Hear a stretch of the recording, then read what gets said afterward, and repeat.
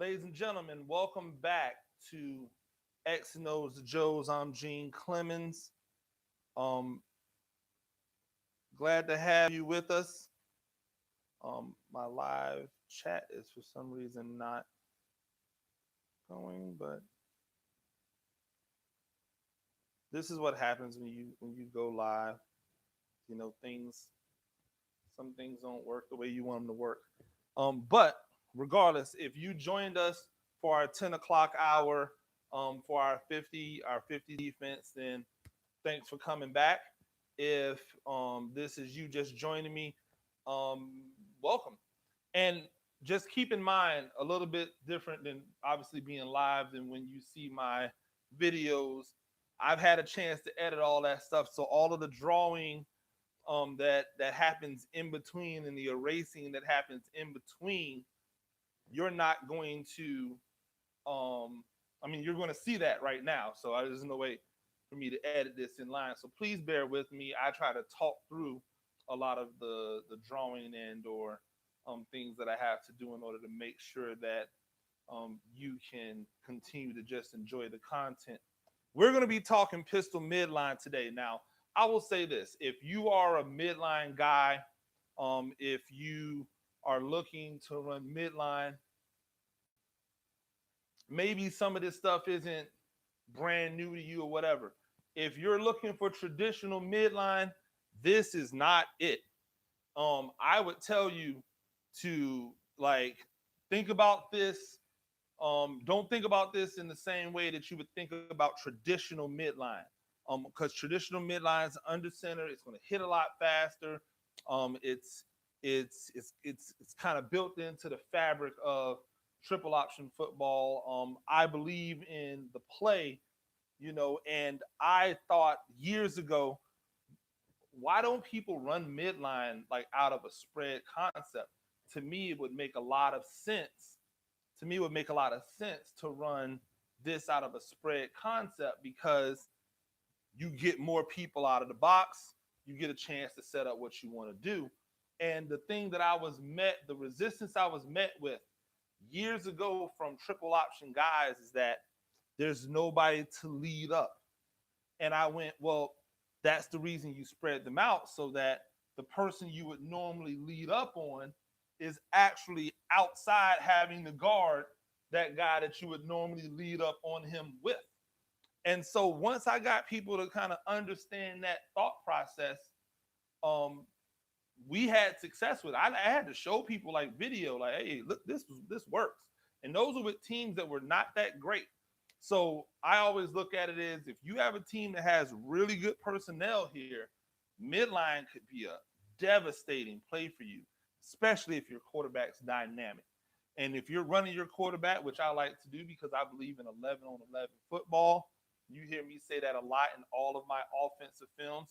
11 on 11 football is the way things should be. This idea that the quarterback just sits back there and distributes or hands the ball off, that's 10 on 11 football. You immediately give the defense a one person advantage. I'm not here for that. So you're going to see what I'm talking about is not your traditional grandfather, daddy's midline, but you'll see a lot of stuff that reminds you of what midline is. So first, let's just assume that you get the front that you're looking for, which is that 3 technique nose, 5 technique or outside defensive end type of front. This is what you want when you're talking about midline. It makes it really easy to set up. Now, there's 2. I'm going to go out in because I think it's important to kind of tell you what the perimeter is because that's why we're able to run it and then go into the interior where your midline is actually happening. So on the exterior, when we run midline, we automatically run missile. So missile for me is a bubble screen, quick pass, quick screen, whatever you want to call it, to the outside, to the slot receiver. So we automatically run this. This is every time we run midline, regardless of what formation we are in, we're going to run some type of bubble with it. missile, which I like to eventually call an M&M. So we run the missile because these guys have to respect that, which gives us our 6-man box. Now, with our 6-man box, our tackles, there's two types of thought process with the tackles. You could either lock them on, or you can pass set like a quick hi-hat and then work through the shoulder to the second level. So quick hi-hat through the shoulder to the second level. Now, the hi-hat tells the defensive end pass, makes them get further up the field. You also want to go through the shoulder of that defender because you don't want them to be able to squeeze without any type of retribution, if you will. Now, the nose should get double teamed. I don't care about this linebacker per se.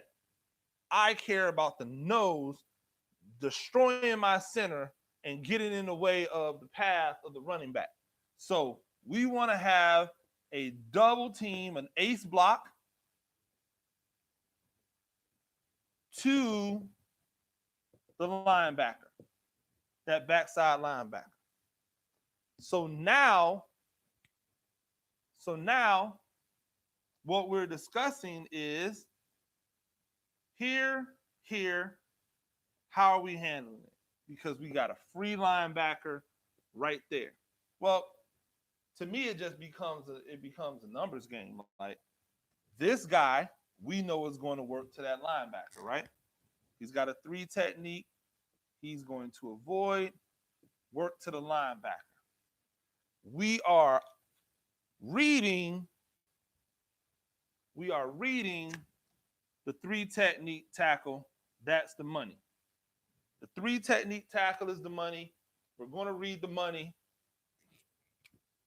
And now our fullback or our A back or B back or whatever he is, your back is going to come straight down the midline, probably off the right cheek of the center, since this is kind of we're going right.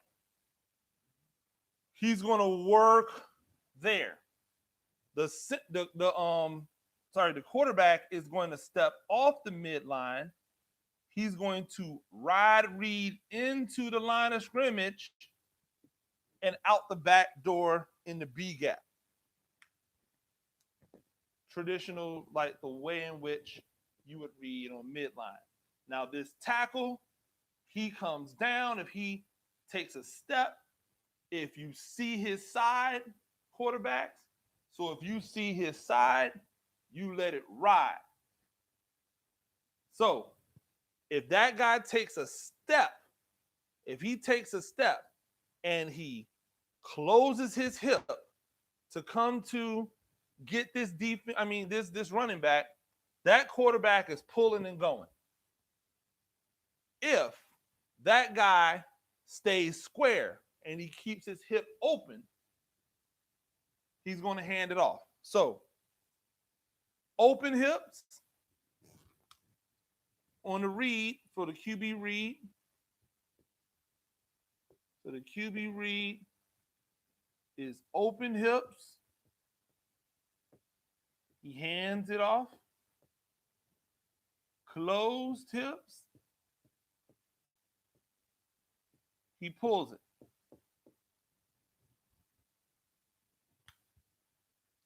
Open hips, hands it off, closed hips, pulls it.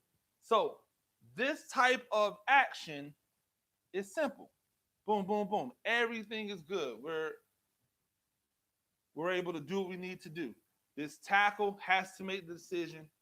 If the quarterback's not being selfish, then the tackle can't be right.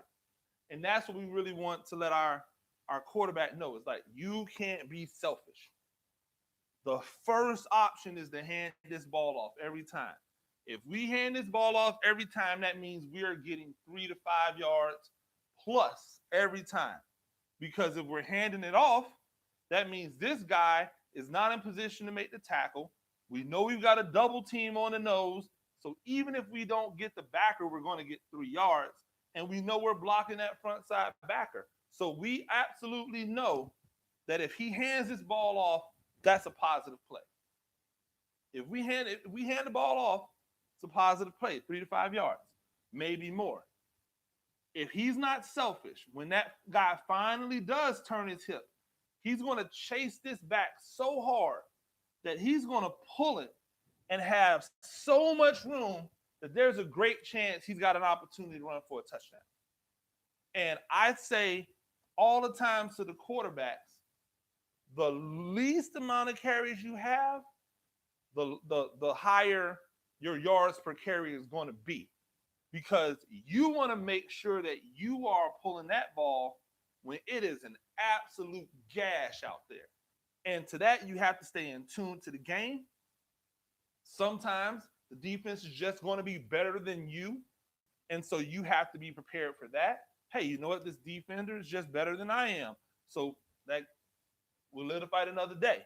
But if you pull it the right time and we trust that everybody's going to do their job, you're going to have a lot of room to run. And if people don't believe me, I have receipts. I can show you video. It's not really a big issue to run this play. Make sure that you cannot hear me, or if my microphone's not working, please feel free to tell me.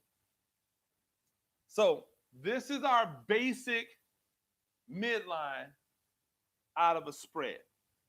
2x2 spread, midline, everything is good. Now, the great part is that with defenses that give you a 1 and a 3, you can dictate where the 3 technique is, most likely just by the field and or going with 3 wide receivers. Excuse me. So if we go 3 wide receivers, and I won't erase anything else, I'll just leave that there. If we go 3 receivers here, we know the 3 technique is going to be to that side. If they're in an over front, now if they're in an under front, we know the 3 technique will be to that side, and then we'll adjust accordingly, right? So what would happen if they go 3 by 1? Well, this backside linebacker and or strong safety is probably going to come into the box. They're going to bump those linebackers. So obviously, or I guess what would really happen if we're not just bumping people? Let's say that is a strong safety. He'll come to the front side and he'll be down here inside eye number 2 or stacked over number 2. We'll have that other linebacker come outside the box there. Then you'll still have your backers here and here. Now, if they don't line up like this, if they line up and they try to keep this linebacker in the box, if they try to keep him in the box, and I always say if they try to keep him inside the defensive end, then we know what we're doing. It should be pre-snap, automatic, bubbles all day. It's 3-on-2 out there. We'll take that chance. Even if they tackle us once, they're not going to tackle us every time. We're going to get yards. These guys are going to block, because if they don't block, they're not going to play. They're not going to get any passes thrown to them. We're just going to keep on exploiting this if they try to put that linebacker inside the box. But, you know, a smart defensive coach won't do that. A smart defensive coach is going to try to keep him as close to the box as possible, but probably put him outside.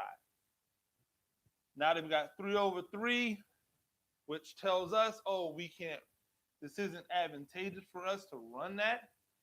But we don't care because they gave us a 3 technique and we can still take care of business. I like the fact of this double team here because I really want this linebacker to attack this gap. Um, what happens when this guy goes here and this guy goes here?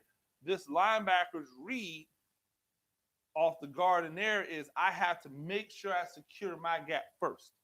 So he has to step up into that gap before he goes that way, which means that we can spend more time getting this double team on this nose, and this guy may just get caught up in the wash. Now, if he's leaving early, this back's probably going to see that and eventually start popping that thing out of there. So, he's not a robot. He can see once he gets into the line of scrimmage where he needs to go. He's not dancing at all, but it should be one cut. So he should see one cut to make, hole, cut back, hole, punch. He should be able to see that. So we go 3 by 1. They bring the 3 over there. We are still good. Obviously, if they went cover 2, that guy would probably just drop back here. This guy would be over here. We're still good. Now, people always ask me, oh, well, that's great, but what do you do versus teams who don't give you a 3 technique and a nose, and a 1? It's a great question. Let's look at it right now. So you have to excuse me, but teams that play a 30 front or an odd front, teams that play a 30 front or an odd front, they still have natural bubbles. And so I always say you either want to have another play that complements the midline that you want to run, or that week you just change the angle. That week you just change the angle or the aiming point of your back. So let's say I'm here and I'll go 2 by 2 because most of us will be 2 by 2 pistol. And we run up against a 30 stack team. So we've got a nose. Most people in their 30 stacks will play their ends in 5 techniques. For the sake of terminology, we'll just call these guys ponies. Outside, and then you've got your mic, your stud, and your wheel. So we're up against a 30 stack now. We're up against a 30 stack team. Now, one thing we know about a 30 stack team is these guys are not going to be stagnant. They're coming all over the place. But if we stick to what our principles are, we should not have an issue, right? Stick to what our principles are. We shouldn't have an issue. Now, I would tell you 30 stack team, if these ponies, like a lot of people play them outside of number 2. So I'll make sure I do that. Okay. So now you've got your 30 stack. I just want you to count the box. 6, 7. That's our advantage. 6 versus 7, that's our advantage. What we're trying to do is, we're trying to get 5, right? 5 on 5. So where is our read now? Where's the money? The money's going to be the end. The money's going to be the end. Now, we still run our midline concept, but now we're telling the back, hey, you're going to have a little bit wider aiming point than the midline. So now you want to be the outside leg of the center. Now, why we give them a little bit different aiming point, and this is obviously week to week. We want to give him the aiming point because this center is going to look to work to the front side here. If this guy jumps over, tries to secure this A gap, well, then the back's just going to cut it on the opposite side. That's really simple. That's just normal vision. He's still going for the linebacker, right? This guy, pass set, through. He can go there or he can latch on. Pass set, through. I'm sorry, no, not pass set through, because he's on the money side. So the guy on the money side, there's no pass set through.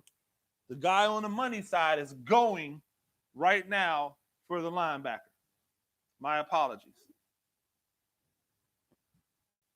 The guy on the money side, he's going right now for the linebacker. Now, what happens here is we get this guy, nose still can't be right. He's going to work up the field, probably for this linebacker, because that guy's going to get latched onto that end. He's here. Aiming point outside leg for this back. We're reading.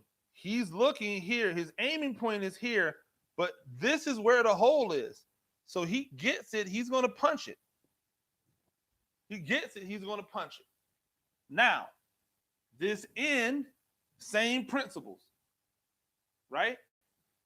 If he opens his hips, meaning he steps and he does one of these where he's just there and his hips stay open, hand the ball off every time. Jesus Christ. Let's go. Hand the ball off every time. If he closes his hips, meaning he steps down and closes his hips, now quarterback's gonna pull it, and quarterback is out there. We've got a guy on everybody. So yes, it's a little bit different angle.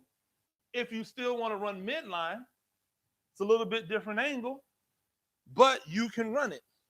And you can run it with success because, again, 7 on 6, we take our chances. I don't count the free safety because free safeties are not built to hit. Like, they're not built to be tacklers. They're built to be coverage guys. And we're in the spread, so he's probably 10 to 11 yards, 12 yards, 14 yards, depending on how much we've gashed him. He's off the line of scrimmage. Now, you can do that and run midline versus that look, or you can do what we do sometime, which is we check outside veer. Check OV. Or at least how I run OV. Some of you may not run it this way. So now the aiming point for the back is the outside leg of the guard. Quarterback is stepping to him, ride reading into the line. Ride reading into the line. We are here, cutting that dude down. They're on here. He's going to that back. I'm sorry, no, that's not right. My apologies. They're going to double team this nose. He's pulling through, looking, backside tackle is stepping down to take any type of interior blitzing, and then he's working up. He's there, we're reading the money, and then we're still out of there. So we got our OV concept, our outside veer concept.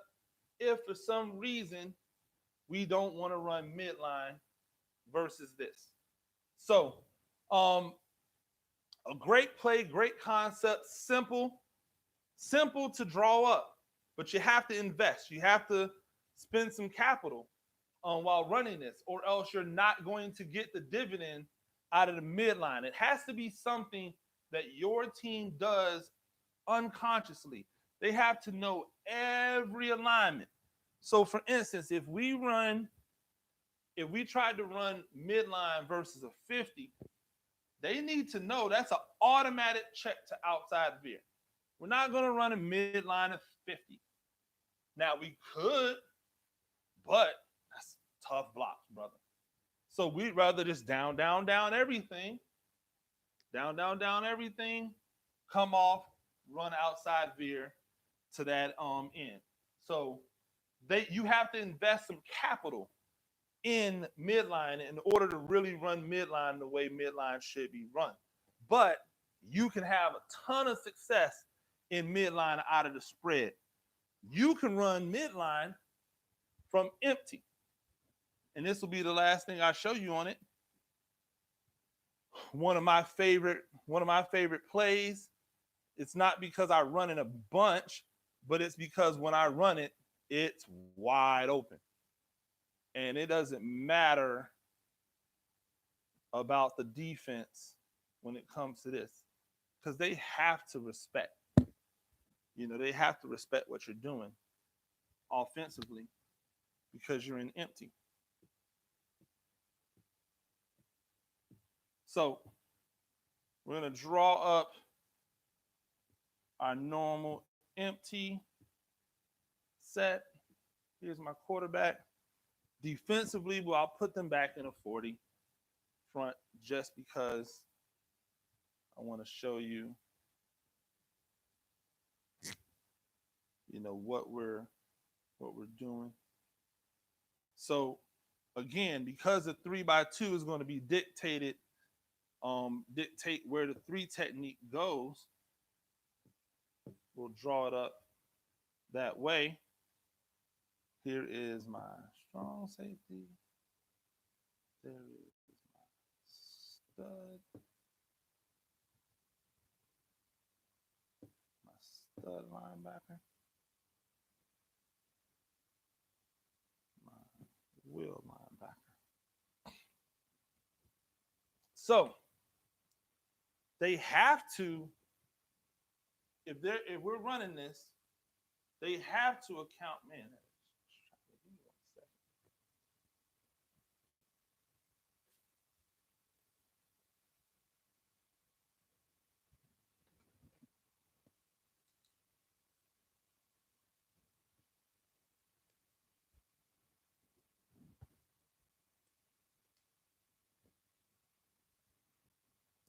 My apologies. Did I make that better? No, I actually made it worse. Goodness gracious. We're going to just turn this that way. How about that? Oh, goodness. Technology, you got to love it.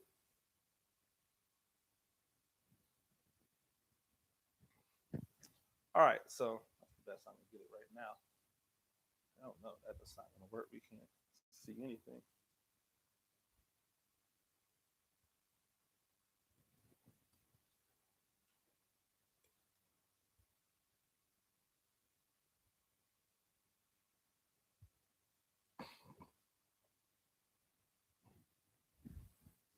All right, so 3x2. 3x2, we have it set. We know where our 3 technique is. This is going to be a jet mid. So we're actually going to run jet.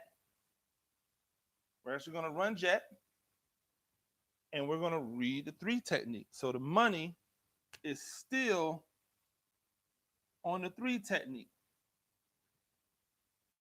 Now here, we're definitely looking to block this in with the tackle. We are up on the linebacker, up on the safety, up on the cornerback. He's coming through for this Mike. He's blocking back on this guy. He's here. And then he's going to work up for any type of fill because that guy's going to come into the box when this guy comes in motion. And he's running jet. Now, if, I know Now, if for some reason this tackle tries to chase the jet,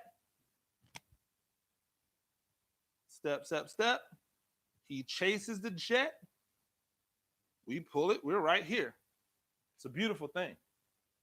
If that guy stays home and just allows himself to not be in the play, we just hand the ball off. So we'll run the jet. We've got numbers, 3-on-3. Here's the fourth guy. He can find some room. We have a play, but if this guy tries to chase, which he should because he's going to find himself wide open, he takes a step. If he closes his hips to go and take the step for there, my quarterback's just going to pull it and go. So another way to run midline, taking advantage of the 3 technique, where the money is, where you can have success. So just in review, we talked about midline. We talked about how you can run it, whether you have an even front or an odd front versus a 50. Probably don't want to run midline, not great angles, tough blocks for everybody. We talked about being able to adjust and audible to an outside veer immediately. And then we talked about jet mid. So a lot of stuff today talking about mid. I hope it's been very beneficial for you. If you like what we're doing, please subscribe to the channel. We have 80%. My analytics say that 80% of the people who watch these videos are people who are not subscribers, which means that we need you to come and subscribe. Like the video, subscribe, check out what we're doing, support. We really appreciate it. So for X and O's and Joe's, I'm Coach Gene Clemens. I hope all of you are safe and healthy, and we'll talk to you next time.